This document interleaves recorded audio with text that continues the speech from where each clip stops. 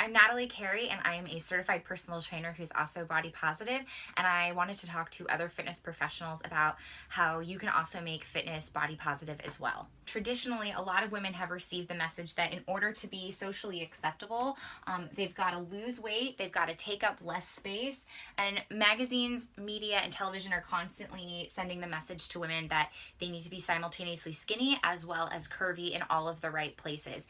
It's a really hard ideal to attain, this perfect body that we see in images all over the media, and it stresses a lot of women out, and it also creates a lot of really unhealthy habits for them. With the rise of social media, we're seeing that a lot of images in fitness are being used to pressure both men and women to have a very specific body type. If you guys have noticed, a lot of times on social media, there's a lot of messaging that says, like, if you're not working super hard in your workout every single day, if you're not restricting your calories, if you're not eating super clean, then there's something wrong with you, and you are less valuable to society. The message from mainstream fitness right now is get healthy, which there's nothing wrong with that message. It's a great message, but it's actually being used to disguise the message that many industries need to get across to women in order to continue making a profit. So if the message was actually just to get healthy, we would see a bigger, more diverse representation of different body types and shapes and colors in the health and fitness marketing and advertisements. Right now we're seeing a very specific kind of body, usually a very skinny body or an athletic body with a lot of muscle tone, and you don't have to look like that to necessarily be considered healthy. There's nothing wrong with the statement of get healthy or be healthy, but the way that it's being used a lot of time in mainstream fitness is actually to make a profit off of making people feel bad about themselves. I wanted to talk to you guys more about how we as fitness professionals who are passionate about sharing our love of movement and who want to include more body types and more people from all different backgrounds, how we can get a body positive message across to them. So here are some tips that we can use as body positive fitness professionals to be more inclusive of everyone who's interested in using movement to feel good about themselves. If you're in fitness and it's been as life-changing for you as it has been for me, then you know that sharing that love of movement, the way that it can improve the quality of your life, the way that it can give you so many benefits, the way it can help you to get in touch with yourself and to increase strength and confidence. Like, we want to share that with people, and we want to share it in a way that makes everybody feel included.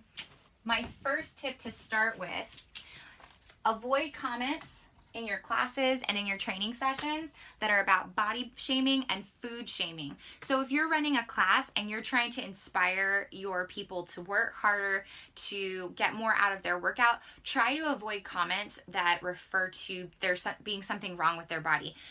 Don't talk about, like, get rid of that belly jelly or burn off that cellulite, or food shaming, which is like work off the calories that you ate this weekend. Let's avoid body shaming and food shaming, because those aren't actually necessary to motivate people to work harder. My second tip is to make a positive example out of everybody. So I don't know if you guys can relate to this, but a lot of times when people walk into a fitness facility for the first time, it's really, really intimidating. There's all these people walking around like half naked, looking like they know what they're doing. You seem to be the only person who doesn't understand what's happening. Maybe you don't know how to use the machines. Maybe you don't really know a lot of exercises, and that can be really scary to a lot of people. So what we can do as fitness professionals to make people feel more welcomed is to make everybody into a positive example. So if you're leading a class with people, I suggest making sure that people switch around in the class so that maybe some of the new people who are hiding in the back get a chance to come up front, be close to the instructor, and also feel like they're a little bit in the limelight and feel a little more included. My third tip is to make visual examples of different bodies, and you can do this both in your social media as well as in your class. So I know one dance instructor who teaches pole dance, and in pole dancing, you need to actually have less clothes on for safety. It helps you to grip the pole better. So what she'll do is she'll encourage all of her newbies in her beginning class to remove their shirts. And she'll say, okay, now we're all gonna take our shirts off so that we can do this trick so that we have enough skin to grip the pole. And by doing this, she's allowing people the space to feel comfortable in their bodies. And it's not just that. What I love about people removing their clothing during a fitness class is that it gives them a chance to see, hey, that person looks like me and they're working hard and that's awesome. I could do that too. They're comfortable with their body. I can be comfortable with my body. The more skin that we see exposed, the more it makes it okay for people of all different body shapes and sizes to say, hey, I don't need to cover up what my body looks like. I can make it a public thing. I can let people see what I look like. I don't have to be ashamed of that. Also, another way that you can do that is if you have a social media account, make sure that you're featuring people of all different body shapes and sizes that come to you for training and for fitness classes.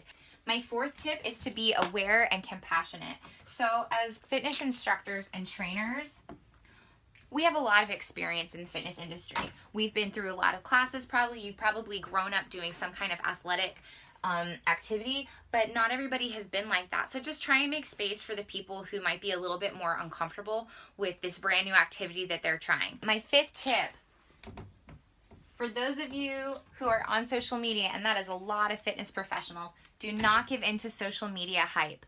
Now, everybody has their own different messaging, but I've been victim to this where I look at what a lot of other fitness professionals are doing, which is body shaming and food shaming and not featuring different examples of different bodies. And I've only stuck to what everybody else is doing. And that kind of messaging can be really harmful to people who maybe don't feel super confident about their bodies. Make sure that no matter what you're putting onto social media, it's authentic to you and that you're putting it up there because you truly believe in it and not because you've just seen the rest of the fitness industry do it. Tip number 6, be a positive self-talk role model. A lot of times I'm going to hear people breaking themselves down. This is wrong with my body. I wish this was smaller. I wish this was bigger. I can't do this. Everybody else is doing that. People compare themselves all the time to other people and they do it in a negative way. And so what you can do as a fitness professional is to try and be a role model and example of how you can talk about yourself in a positive way without putting yourself down or putting others down. So instead of complaining about how this is imperfect about your body, either try and pay a compliment to somebody else or to say, hey, I really appreciated this about myself today. Try and focus on what your body is capable of as opposed to what it looks like. Thank you guys so much for taking the time to watch this video. I truly believe that fitness and body positivity can coexist together and can work together to make a more inclusive, wonderful space for all people. I believe in fitness. It's changed my life. I love it. It makes me feel beautiful whenever I engage in it. And so I hope that you guys feel the same way. My name's Natalie. I'm the author of Every Body Beautiful, and I thank you guys so much for listening.